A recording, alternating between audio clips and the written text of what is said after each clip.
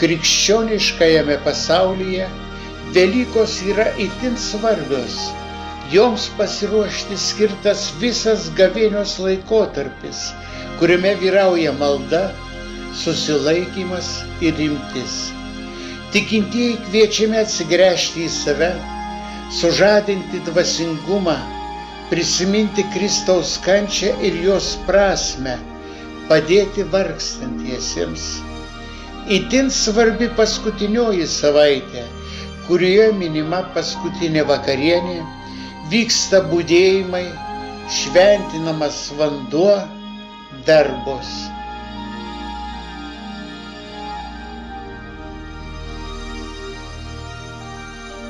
Tik paklausykim, kaip dangus kvėpuoja, kaip žemė atsiveria, kiekvieną spindulį užliedama žiedais, kaip vėjas prikelia vėl pumpurus ir šakos suliepsnoja, tuoj supsis ir giedos vėl paukščiai po žaliais skliautais.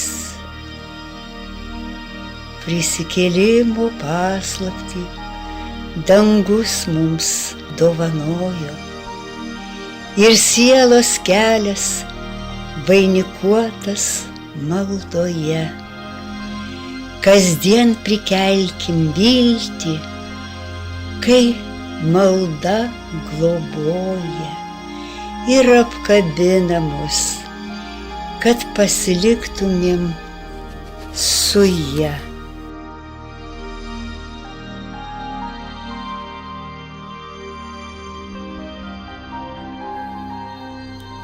Pelenų sekmadienį prasidedanti gavėnė trunka 40 dienų. Jos metu gausu krikščioniškų tradicijų, nuo raudų ir tradicinių pamaldų iki pasnikavimų.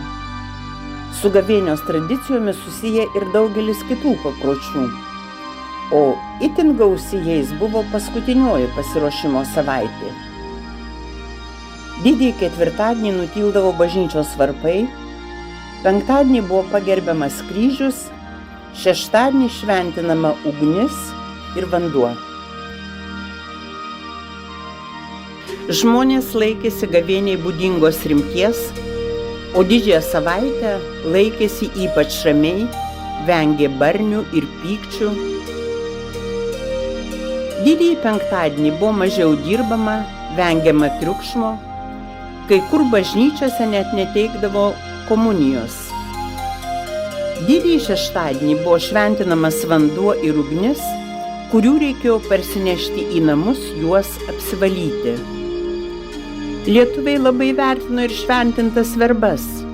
Jas laikydavo iki kitų metų ir itin pagarbiai. Dažniausiai verbai buvo skiriama vieta netoliese švento paveikslo ar garbingiausiame namų kampe.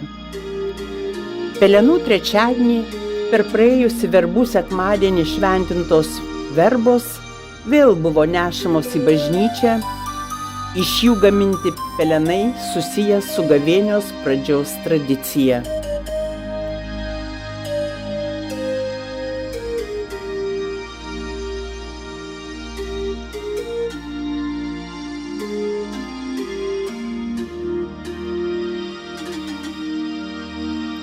Pro pilką grumstą prasikalęs daigas, gyvybės krikštą priima iš saulės ir girdo žemę amžinybės kraujas, pavasario stebuklą dovanoja laikas.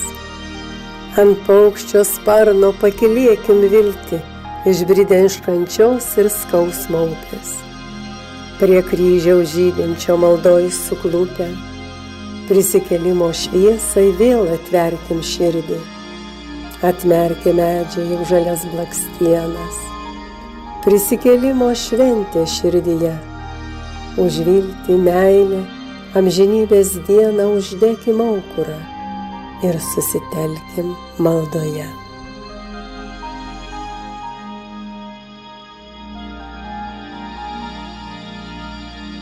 Velykų rytas buvo pasitinkamas bažnyčioje, vykdavo šventinės pamaldos, po kurių skubėdavo namo. Kiaušinio atsiradimas ant Velykinio stalo taip pat siejamas ir su krikščionybe. Per gavėnią kiaušiniai buvo draudžiami, nes buvo laikomi pasninko ir atgailos simboliu. Taip pat kai kurie su krikščionybė sieja ir margučių ridenimą. Tai nuo Kristaus kapo nuridento akmens simbolis. Rytas grįžus iš bažnyčios. Buvo šeimos metas. Tad į svečius be kvietimo niekas nesiprašė. Tokiems apsilankymams skirta antroji šventės diena. Taip pat daug dėmesio skirta būrimams ir papročiams. Štai vienas margutis buvo pakasamas laukuose.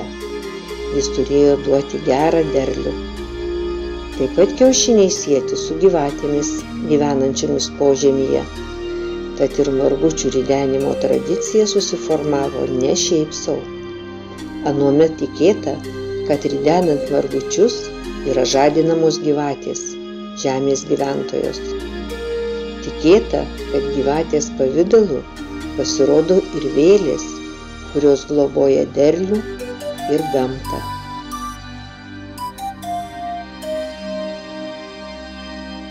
Taip pat nuo seno svarbus ir keitimasis margučiais, dalyjimasis. Tikėta kiaušinio galiomis, todėl margučiai buvo perduodami iš rankų į rankas, ridenami, o lūkštui sudužus tarsi pasklisdavo kiaušinėje slypinti galia, kuri ištisus metus turėjo pagelbėti žmogui.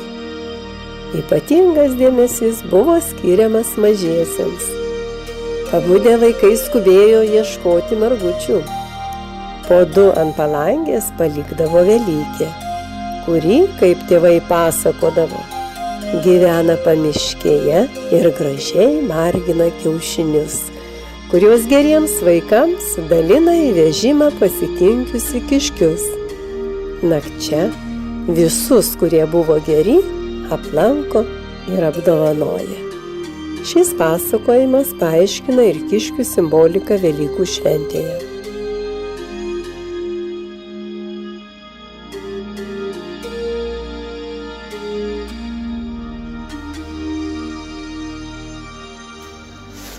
Vėl krykštėja žemė pavasario lietus. Skubėkim gyvybės vandens įsipilti. Pagirdykim paukštį, jis giesmę saulėtą į širdį sudės tarsi amžiną viltį.